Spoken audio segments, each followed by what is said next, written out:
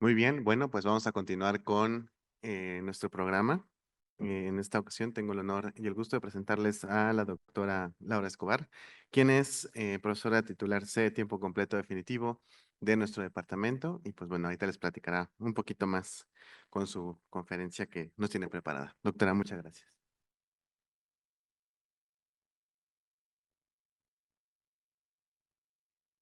Bueno, buenos días. Muchas gracias por su asistencia y para mí es un gusto poder participar en este festejo del 90 aniversario del Departamento de Fisiología con un tema que a lo mejor algunos de mis colegas dirán, bueno, ¿y ahora qué hace la doctora Escobar hablando de obesidad? En nuestro laboratorio tenemos proyectos de investigación en donde nos ha llevado a demostrar la participación de canales iónicos de una familia que se llama HCN. Y bueno, esta es una charla de divulgación, entonces nada más para que entiendan estas proteínas que transportan cationes, en particular potasio, al estar en las mitocondrias tienen un efecto desacoplante. Eso es decir, se va, vamos a decir, a inhibir la síntesis de ATP. ¿Y esto qué tiene que ver con la obesidad, verdad? Pues una de las estrategias para combatir la obesidad es, en la historia de los fármacos contra la obesidad, es desacoplar las mitocondrias para producir calor, o sea, lo que llamaríamos termogénesis, ¿no? Y bueno, como nosotros trabajamos con un modelo renal, tenemos la ventaja de estudiar un segmento de la nefrona en donde hay una plétora de proteínas cuya farmacología hoy en día es importante para el tratamiento de la diabetes, ¿sí? Entonces, encontramos que este fármaco que bloquea estas proteínas que se llaman canales iónicos en las mitocondrias, que hemos identificado prácticamente todos los órganos que hemos trabajado, que es riñón, corazón y cerebro, tiene efectos protectores contra isquemias y, bueno, muchas cosas, ¿no? Al mismo paciente cardíaco lo está protegiendo y al paciente renal. Entonces, nos estamos enfocando al estudio de fármacos que tienen estos efectos protectores y que faltan explicaciones para entender por qué nos protegen. En ese contexto, pues empecé a revisar y me voy encontrando con los agonistas de receptores GLP-1, que vamos a ver que es hoy en día una revolución farmacológica contra o el tratamiento, mejor dicho, de los pacientes que tienen obesidad. ¿Qué es la obesidad? Pues la definición, pues ustedes seguramente ya, muchos de ustedes la conocen. Sin embargo, lo que quiero hacer y subrayar es que hemos tenido muchos prejuicios con lo que llamaríamos el paciente obeso, ¿sí? Es una enfermedad, no es una condición o una elección personal. Es una enfermedad crónica, progresiva, que afecta desde aspectos biológicos, psicológicos, sociales de la vida de un individuo y se asocia, sobre todo esto, con un mayor riesgo de desarrollar enfermedades cardiovasculares, un incremento de la mortalidad y, por supuesto, que una disminución de la calidad de vida. La Organización Mundial de la Salud define a la obesidad como una acumulación anormal o excesiva de grasa que puede ser perjudicial para la salud.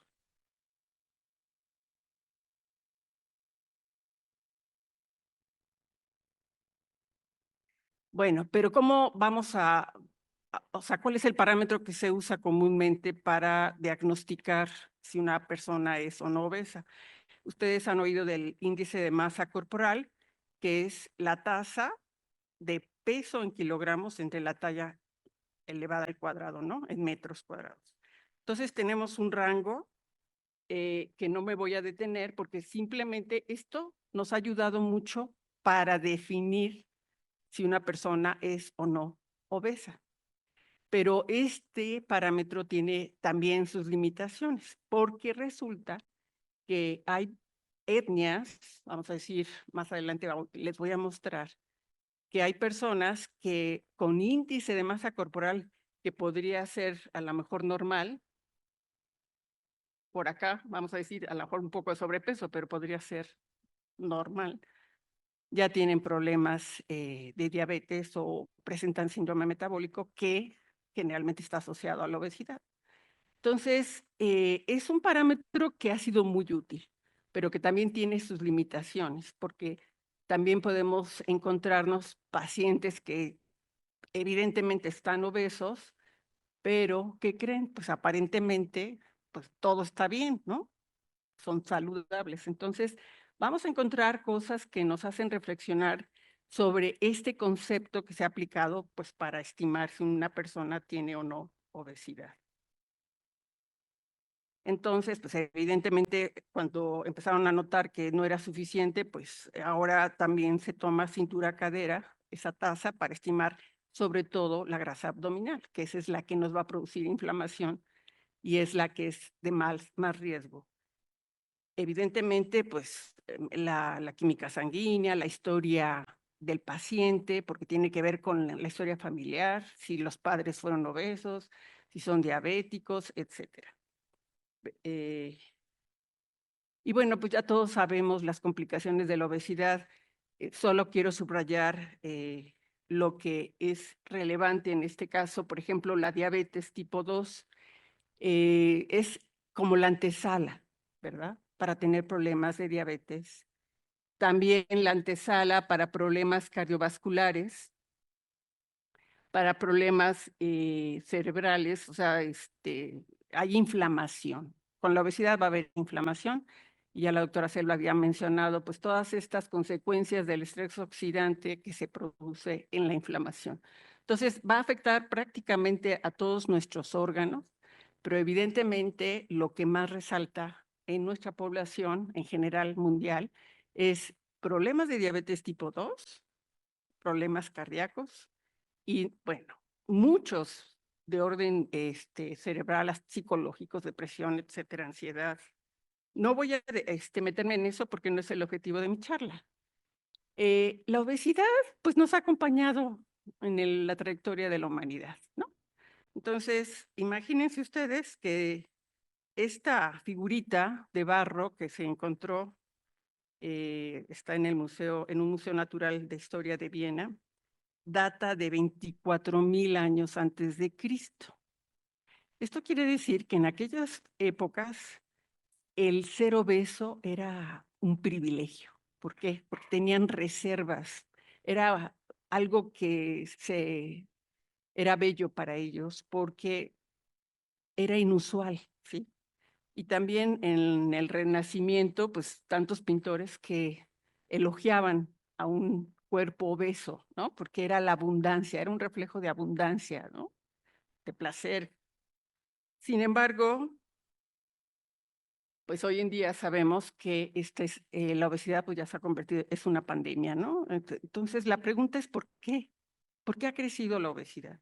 Entonces, pues generalmente todos nos dicen, bueno, pues es que hay que cuidar nuestros estilos de vida, ¿verdad? Como si esto depende de factores genéticos y epigenéticos. Entonces, yo puedo heredar en mis genes pues una carga de obesidad, de diabetes, etcétera, si mi familia tiene esos antecedentes. Y por otra parte, yo puedo hacer un esfuerzo para tener una buena nutrición, actividad física y dormir, ¿verdad? Respetar los ritmos biológicos, etcétera. Pero, ¿cuánto de esto me puede ayudar más mis genes o mis estilos de vida? ¿Alguien tiene idea? Gana la genética. ¿Y por qué? Esto no me voy a detener porque desde Hipócrates, desde los griegos, pues está describiendo, tratando de entender la obesidad, qué la produce, cómo se origina. Entonces, vemos una cantidad de hallazgos. Aquí solamente se citan las contribuciones, las que hicieron algo distinto para entender por qué surge la obesidad. Entonces, en los últimos años ha habido una explosión y es hacia lo que me voy a dirigir. La gente, ¿cuándo empieza a estudiar o a documentar poblaciones obesas? Imagínense, empezaron a observar, perdón, ay, ¿qué hice? Vamos a ponerla.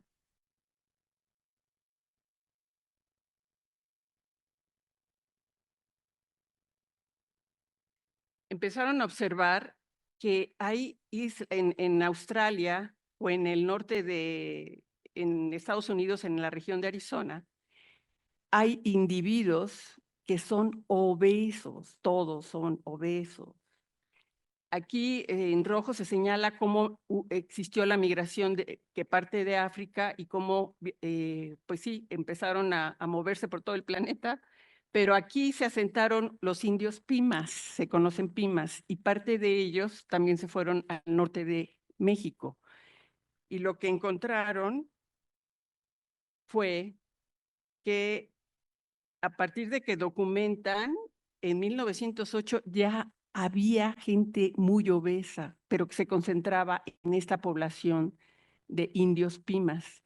Y cuando comparaban a estas personas con los que estaban en el norte de México, ellos no habían desarrollado obesidad. Entonces, allí surgió una teoría que es del gen ahorrador, es decir, cuando nosotros estamos expuestos a inclemencias, a falta de alimentos, sobreviven aquellos que tienen mayor capacidad para almacenar grasa en el tejido adiposo. Entonces ellos, cuando ya se expusieron a una abundancia de alimentos y dejaron de hacer actividad física, lo que comen lo almacenan de manera tan eficiente que lo que estamos viendo es que la obesidad es un proceso biológico de adaptación. ¿De acuerdo? Aquí en esta población, donde hay muchos, también obesidad en las islas del Pacífico, encontraron por primera vez aquí entonces un gen que explicaba en esta población Samoa, este gen que se llama CREP, RF, que al haber mutaciones tenían más capacidad de almacenar grasa. Entonces tenemos un dato, que hay factores que heredamos y que nos predisponen a ser obesos. Pero estas poblaciones que vemos, por ejemplo, en Asia, todas estas poblaciones son propensas a la obesidad. Se concentran más ahí. Entonces, ha habido muchos estudios para tratar de entender qué está pasando. El hallazgo de este péptido que libera como adiposina, o sea, se libera del tejido adiposo llamado leptina y que tiene su acción a nivel del hipotálamo para regular la saciedad, es decir, nos quita el hambre, ¿sí? Por la regulación muy compleja de una población neuronal, de neuronas, circuitos neuronales que están ahí en el hipotálamo. Fue crucial encontrar pacientes que tenían hiperfagia, es decir, que no podían dejar de comer y que eran obesos. Fue el primer caso en donde si le das el péptido leptina, vean el cambio. Desapareció la obesidad. Entonces, todo el mundo pensó que por aquí había un camino para el tratamiento de la obesidad y la sorpresa fue que no, porque resulta que la población obesa, que es la más abundante, es resistente a la acción de la leptina. Entonces, estamos hablando también de receptores. Sin embargo, pues nos dio la luz un poco de cómo está la fisiología. Voy a invitar a Karim Wong Villegas, que es un estudiante del 8º semestre de medicina, que está en el programa FINES, y con el que, con Karim y con otro estudiante de química, estamos colaborando en este proyecto.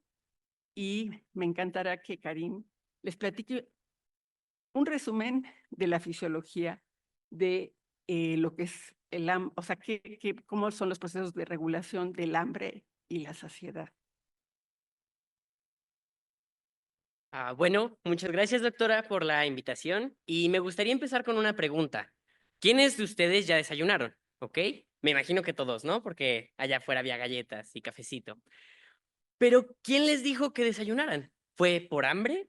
¿Fue por gusto? ¿Fue costumbre? ¿Qué nos dice cuándo comer y cuándo no comer? ¿Ok?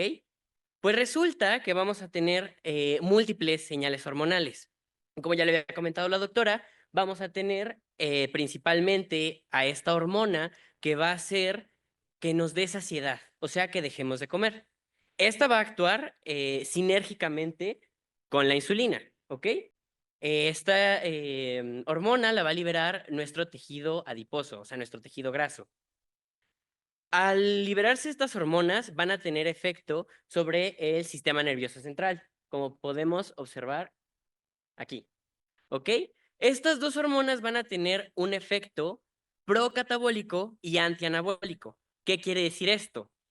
Que van a inhibir la ingesta alimentaria, pero a su vez van a incrementar la tasa metabólica, o sea, vamos a expedir más energía.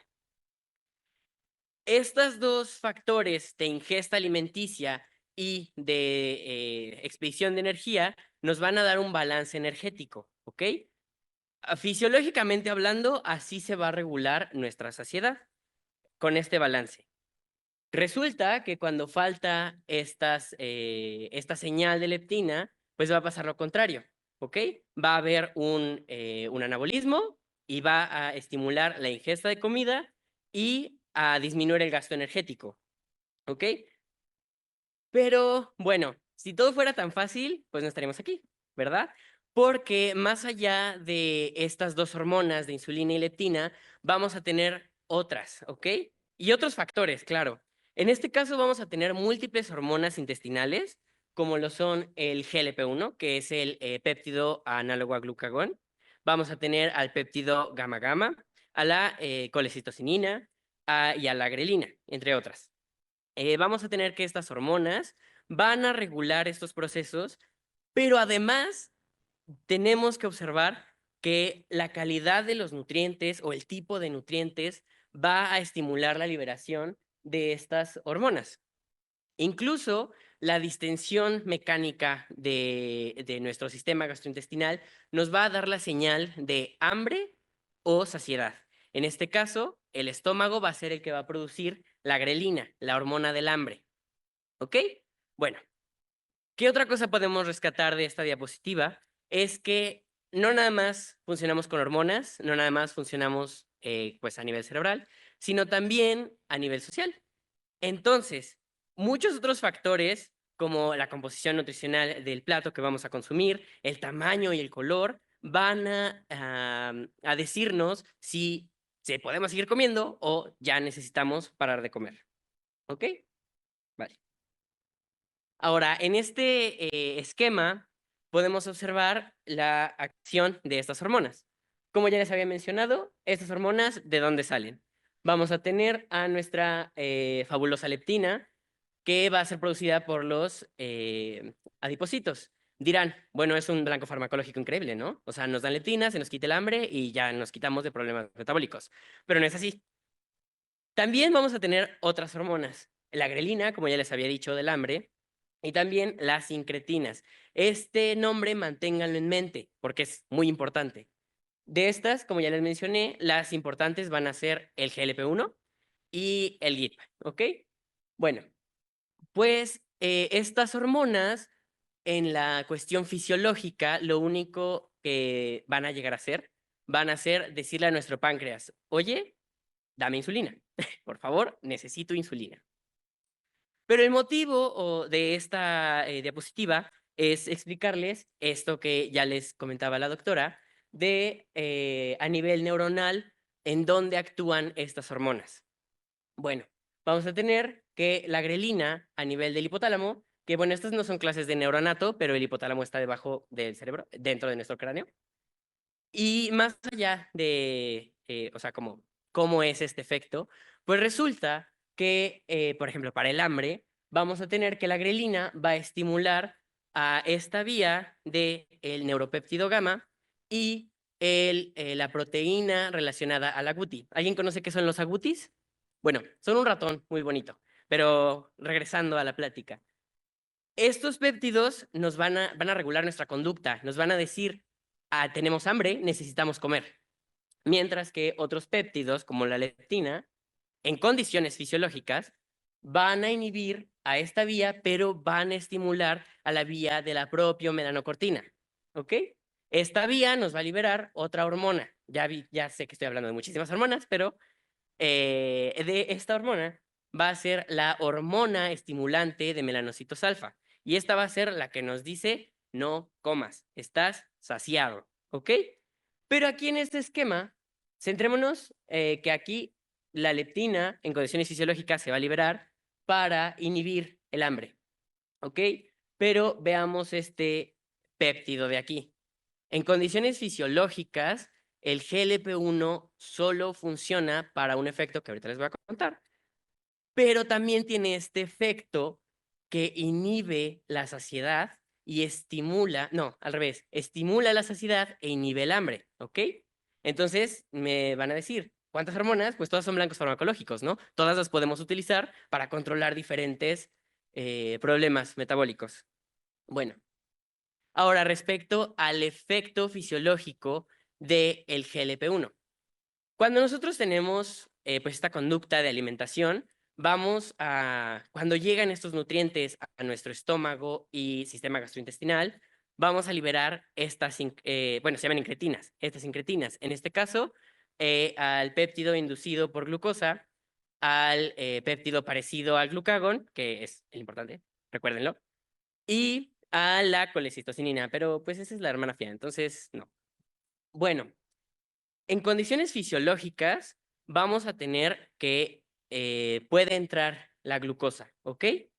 En esta gráfica de aquí vamos a observar el efecto de la glucosa. Vamos a ver que aquí hay un incremento de la glucosa. ¿Cómo pudo haber sido vía oral? O sea, que se lo tomaron, o pudo ser intravenosa, o sea, le inyectaron la glucosa. Entonces, ¿qué podemos observar aquí? Muchas veces, que sí es cierto, nos mencionan que la glucosa, el azúcar que consumimos, es la que regula la liberación de insulina. Pero, ¿por qué vía? Pues resulta que es principalmente por la vía oral, ¿ok? Cuando consumimos glucosa vía oral, vemos un pico enorme de la insulina, mientras que si fuera intravenoso, vemos que nada más se eleva un poquitito, ¿ok? Entonces, ¿qué hay aquí? ¿Por qué se está viendo que o sea, si es vía oral, aumenta la insulina, mientras que si es vía intravenosa, no aumenta tanto? ¿Qué está pasando aquí? Pues resulta que en este momento es cuando se liberan las incretinas. Nuestro sistema gastrointestinal va a ser el que va a detectar estos nutrientes y va a funcionar como órgano endocrino, o sea, va a liberar hormonas. Y estas hormonas van a estimular al páncreas, van a exprimirlo, o sea, le van a decir, oye, libérame glucosa. Estos péptidos se utilizaron originalmente para tratar la diabetes, porque sabemos que la farmacología de la diabetes es exprime el páncreas, necesitamos insulina para bajar la glucosa. ¿Ok? Esta es la función fisiológica, ¿ok? Porque estos péptidos funcionan paracrinamente. ¿Qué quiere decir esto? Que funcionan con lo que tienen cerquita, no con lo que está lejos, en este caso, nuestro cerebro. Y pues para alimentarnos necesitamos la actividad del cerebro, ¿no? O sea, como, ¿quién me dice cuándo comer y cuándo no? Bueno, quedando claro el efecto incretina, que es el efecto de estas hormonas sobre la liberación de insulina siempre y cuando haya una ingesta de glucosa, pasemos a lo siguiente. ¿Ok? Bueno, espero que conozcan a estos dos personajes. Si no, se los presento. Son dos personajes muy mediáticos. Es Elon Musk y Kim Kardashian. Me van a preguntar, bueno, Karim, ¿y eso qué tiene que ver con la plática? ¿Qué tienen en común estos dos personajes? Que son increíblemente millonarios, que tienen una particular manera de hablar, o que, como ven en las dos imágenes de este antes y después, podían presentar un sobrepeso y después están increíblemente delgados. ¿Cómo le hicieron? ¿Qué hicieron? ¿Qué está pasando? Necesito ese fármaco, ¿ok? Pues bueno, les presento a la estrella de la plática, a los Ozempic, que es la marca de este análogo del péptido GLP que va a estimular la liberación de glucosa. No, la liberación de insulina para absorber esta glucosa. En este caso vamos a tener a la semaglutida, ¿ok? Originalmente dirían, bueno, ¿estas personas tenían diabetes o por qué lo consumían? Pues no, no tenían diabetes. Resulta que estos péptidos, como les mencionaba en la diapositiva anterior, van a tener efectos a nivel central sobre la saciedad. O sea, que este GLP-1 va a tener efecto similar o parecido a la leptina. Nos va a decir en el cuerpo, deja de comer, estás saciado. ¿Ok? Resulta que en estos pacientes que originalmente eran diabéticos, a los que les administraban este análogo del GLP-1, tenían otros efectos, múltiples efectos. Porque otra cosa que tenía que mencionarles es que las incretinas solo funcionan por un corto tiempo. O sea, no alcanzan a llegar tan lejos como si las pusieras vía inyectada, como lo es el Ozempic, el famoso Ozempic. Pues resulta que estas incretinas, cuando se encuentran mayor tiempo en el sistema circulatorio, van a tener múltiples efectos. En este caso, el péptido inducido por glucosa va a tener efectos sobre la ingesta alimenticia a nivel del sistema nervioso central y sobre el corazón para que disminuya su contracción y por consiguiente la hipertrofia y la fibrosis. En cambio, el que tiene muchísimo mayor efecto y el que estamos viendo como un fármaco más útil para el tratamiento de estas enfermedades metabólicas es el GLP-1. ¿Ok? Pues resulta que este GLP-1, aparte de tener efectos en el páncreas, va a tener efecto en prácticamente todos los tejidos. Y eso es increíble, ¿no? O sea, más blancos farmacológicos para otras enfermedades.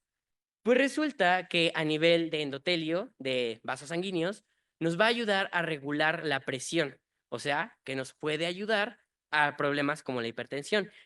Y así, otro problema endotelial, pues tenemos a la aterosclerosis, que al reducir las cantidades de triglicéridos en sangre, este GLP también hace eso, nos va a dar menos formación de placas ateroscleróticas.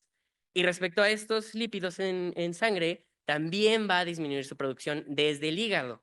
Entonces, vamos a tener que va a haber una disminución en la posible esteatosis, que quiere decir hígado graso. O sea, también sirve para tratar el hígado graso. En el corazón va a ser un cardioprotector. Porque además es antiinflamatorio. O sea, va a inhibir todas estas señales que son proinflamatorias. Y lo que nos importa aquí es el cerebro. ¿Qué pasa en el cerebro? Como ya lo habíamos mencionado, bueno, para concluir mi parte, es que en el cerebro va a regular el apetito a la baja, pero no nada más con efectos aversivos, porque muchos fármacos hipoglucemiantes y para el tratamiento de la obesidad promueven la aversión por la comida. Pues esta hormona no, esta hormona nada más te menciona que estás saciado y te quita el hambre. Entonces, pues qué maravilloso, ¿no? O sea, cómo esta hormona puede hacer tantas cosas a la vez. Pero solo funciona cuando está en grandes concentraciones dentro del sistema circulatorio, como fármaco, porque pues no, a nivel fisiológico no está tanto tiempo a nivel circulatorio después de nuestra alimentación. Y bueno, eso fue por mi parte. Muy bien. Entonces ahora vamos a retomar cómo es que la industria farmacéutica llegó a la conclusión de que si trabajaban en un análogo, un agonista de estos receptores a GLP-1 que fuera estable, es decir, que durara mucho tiempo en nuestra sangre, pudiera llegar al cerebro y regular tantas acciones. Aquí solo señalo la farmacología. Bueno, pues hay muchos fármacos que se usan actualmente para quitar el hambre a los pacientes con obesidad. No me puedo quedar a detallar cada uno de ellos. Incluso se siguen utilizando. Este es un desacoplante de mitocondria y otros simpatomiméticos, sí, que el más común, bueno, la fenmetracina y también una combinación, Loristal, por acá debe estar, con topimarato también es común que se siga usando. Y pues receptores a opioides, ¿no? Entonces, aquí hasta acá vemos los agonistas a los receptores GLP-1, que son de los que quiero hablar. Todas las estrategias que se usan para disminuir peso, pues ya las conocemos. Nosotros hemos practicado muchas de ellas, ¿no? Es decir, ay, pues voy a dejar de comer tal cosa y voy a esperar a que pierda peso. ¿Y qué pasa? Pues luego lo volvemos a ganar. Porque es biológico. O sea, nuestro sistema regulador está en una homeostasis constante y entonces cada quien, imagínense que se han hecho experimentos donde demuestran en gemelos que el índice de masa corporal lo heredamos, tiene una carga genética importante, porque separan a estos individuos que son gemelos, perdón, univitelinos y con familias que tienen costumbres de ingesta muy diversas y ellos tienen la misma talla, o bueno, el mismo índice de masa corporal. Entonces, hay un componente genético que nos está ya determinando nuestro peso. Entonces, aquí hay una gráfica donde demuestran que las dietas no sirven. Entonces, no nos debemos sentir culpables si nos ponemos a dieta y no bajamos, porque lo volvemos a ganar. Y otras estrategias, pues esta farmacología que venía en ese cuadro, y estos son los porcentajes en meses, ¿no? Vamos a hablar de un año. Como pueden ver en esa figura, la única que había demostrado ser capaz de eliminar ese tejido graso de manera, vamos a decir, casi permanente, es la cirugía bariátrica, ¿sí? Entonces, tanto la farmacología, que en general ha sido en pastillas, ahorita vamos a entrar entonces a este campo de los análogos del el GLP-1, que van a ser inyectados, pero intradérmicos. Y esos son los que en esta gráfica, por lo menos, se están acercando a una pérdida de peso. Vamos a hablar de la liraglutida, llega a perderse en un año un 5%. Imagínense un obeso de más de 100 kilos, eso es muchísimo. Les voy a platicar muy breve cómo fue el proceso de un GLP-1 que no era estable. Bueno, GLP-1 y GIP. Ahorita son las hormonas que están revolucionando el control del peso y la diabetes. No debemos olvidar que todos estos fármacos se estudiaron y se aplicaron para pacientes diabéticos, pero se dieron cuenta que controlaban su glicemia, pero que bajaban de peso. Entonces dijeron, ¿qué está pasando? No eran diseñados para control de obesidad. Entonces es un hallazgo en donde ahora sí que de laboratorio a la clínica, o sea, de medicina translacional. Y aquí no me voy a detener mucho, pero ha habido un boom, aquí llego hasta 2015 casi, 2014, pero en los últimos 10 años ha habido una verdadera revolución en el diseño de fármacos análogos a GLP-1. Y eso, ¿cómo lo vemos? Todo lo que hacen los investigadores, lo que hacemos en ciencia básica, eventualmente alguien lo toma y lo aplica. Este es un claro ejemplo. Primero vemos que este péptido, que no son grandes, bueno, la química es la que es mi pasión en este caso, porque son péptidos de 30 más o menos aminoácidos, o sea, no son muy grandes. Se pueden producir de manera recombinante. Es decir, lo podemos producir en el laboratorio con una bacteria, ¿sí?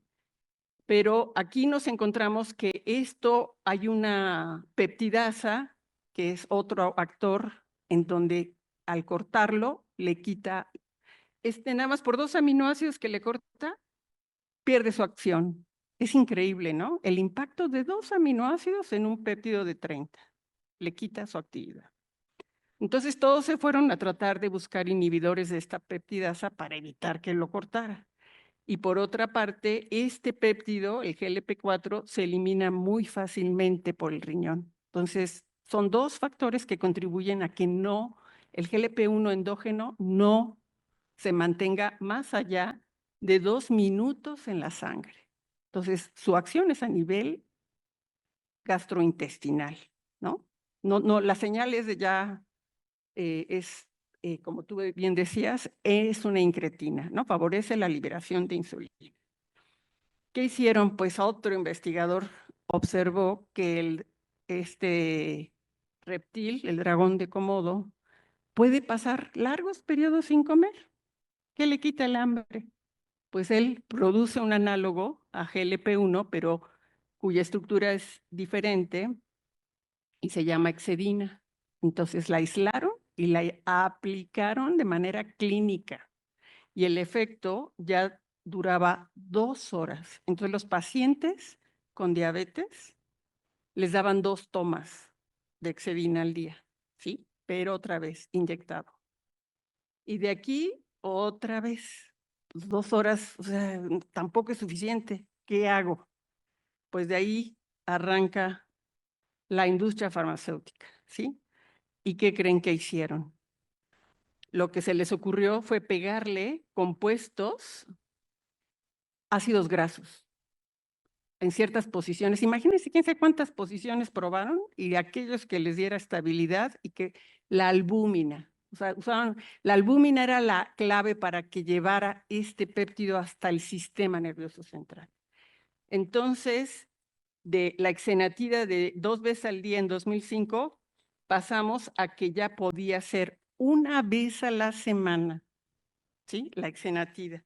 Pero bueno, pues eso duró muy poco, porque entonces se fueron a otro fármaco que hoy en día se usa mucho, y en México, sobre todo ahorita con el grupo que estoy colaborando, de adolescentes, la liraglutida, ¿sí?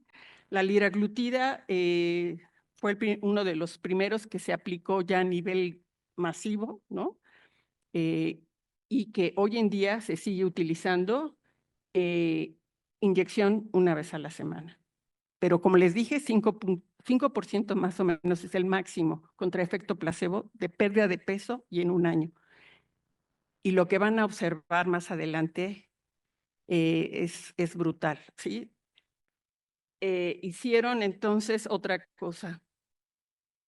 Y entonces ahorita hay 2 compañías que están compitiendo. La compañía que pueden ver aquí, que es Novo Nordisk, está en Dinamarca. Y para que se den una idea de la demanda que hay de estos inyectables, el Producto Interno Bruto de Dinamarca depende de la venta de este fármaco. Nunca en la historia de la farmacéutica habíamos visto algo tan dramático. Ahí están, hasta chatean los que viven en Dinamarca. Gracias a todos los que tienen obesidad. Mi hipoteca cuesta menos el día de hoy. O sea, no saben hacer con tanto dinero qué hacer. Entonces tienen que bajar tasas de interés en ese país para manejar ese volumen de dinero que está entrando. ¿Y por qué entonces entra una compañía americana que es Eli Lilly y ahora compite con este que se llama Zepbound y que son, como les digo, compuestos mucho más estables que han hecho, no saben cuánto, esto es como una ilustración de la estructura de este péptido que se representa aquí en bolitas, pero se las puse para que vean la complejidad de una estructura química, pero que no es imposible. Yo diría, aquí tenemos químicos sintéticos destacados en México, que podríamos, yo ya casi estoy apostando a que ya cada país desarrolle su propio péptido, ¿no? O sea, para que podamos ser independientes de estas industrias que están haciendo verdaderamente su agosto.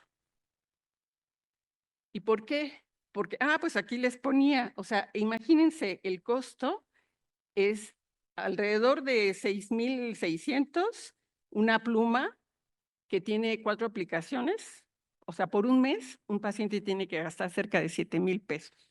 Evidentemente eso pues no lo va a tener la población en general, ¿no? Tampoco es la panacea, ¿verdad? Tiene efectos secundarios como cualquier fármaco y pues evidentemente les quita el hambre. Ay, perdón. Tiene náuseas, puede haber estreñimiento, diarrea, pero con eso no importa.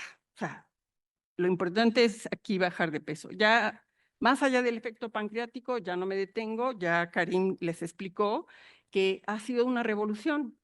Hoy en día ya hay protocolos en la clínica contra Alzheimer, contra Parkinson, contra ovario poliquístico, se ha habido resultados muy favorables, cáncer. Es impresionante la cantidad de efectos protectores que están teniendo estos análogos del péptido GLP-1.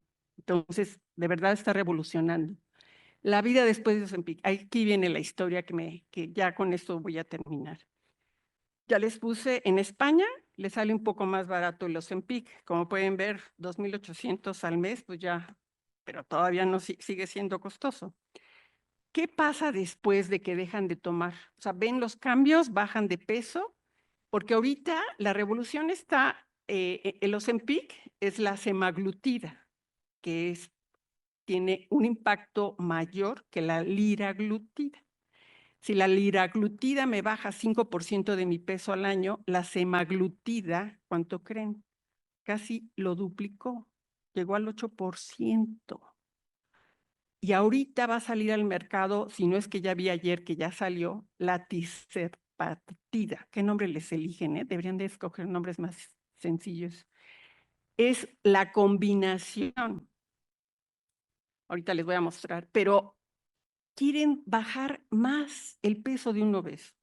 Pero, ¿qué pasa si yo le retiro el fármaco? Esa es la pregunta. Han observado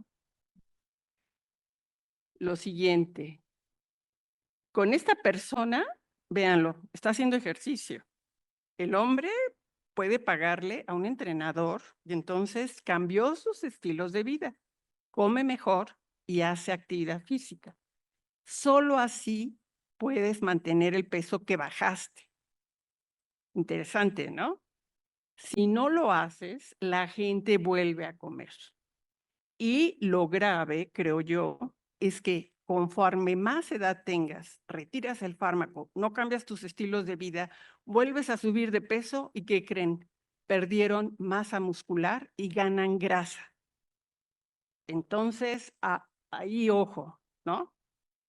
Sería lo que hay que cuidar. Hoy en día esto es en el NIH, en Washington, ya los médicos tienen un club para los que usan Ozempic. ¿Y qué creen para qué? Para problemas de salud, o sea, para cuestiones de drogas. O sea, también tiene impacto a nivel del sistema dopaminérgico, en donde también están viendo que pueden dejar de tomar drogas. Entonces están documentando, ahí invitan a todos los jóvenes que están tomando estos fármacos y que tuvieron un problema de adicción para documentar cuántos de ellos están dejando de tomar drogas. O sea, es verdaderamente impresionante. Y hoy en día, ya la tirzepatida lo que hizo fue combinar los 3 análogos de GLP-1, bueno, otras hormonas como es el GIP y el glucagón. Vieron que hay un efecto sinérgico. Con el GIP lo habían abandonado porque no veían grandes cambios, pero si lo combinan con GLP-1, ven cambios mayúsculos y más con glucagón. El porcentaje de pérdida de peso ya van cerca de lo que alcanza la cirugía bariátrica. Es decir, es brutal. Es más del 10% de pérdida de peso. Entonces, en eso está ahorita la industria farmacéutica. Bueno, pues con ello concluyo. ¿Qué hacemos? ¿Hacia dónde va el camino?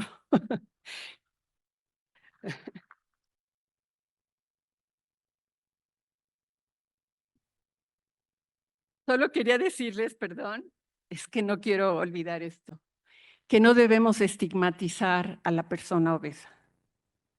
Yo misma lo he hecho, ¿no? O sea, cuando voy a un club, al gimnasio y llegan y hacen una rutina y ven el trabajo que les cuesta. Y hay un estigma, ¿no? No, es una enfermedad y es multifactorial y es un problema de todo, de toda la sociedad. Por otra parte, cambios de estilo de vida se oye fácil, pero ¿qué están haciendo estos fármacos? Eso sí me parece que es verdaderamente loable y por eso tenemos que desarrollar el nuestro. Está empoderando al paciente obeso, porque cuando bajan y ven que sí pudieron, son capaces de cambiar sus estilos de vida, ya están motivados.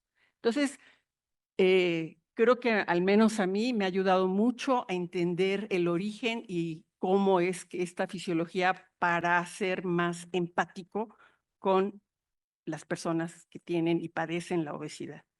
Bueno, muchas gracias.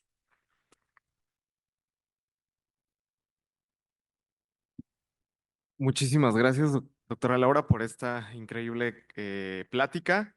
Le hago entrega de su constancia. Muchísimas gracias. Y le haremos llegar su constancia. Muchas gracias. Y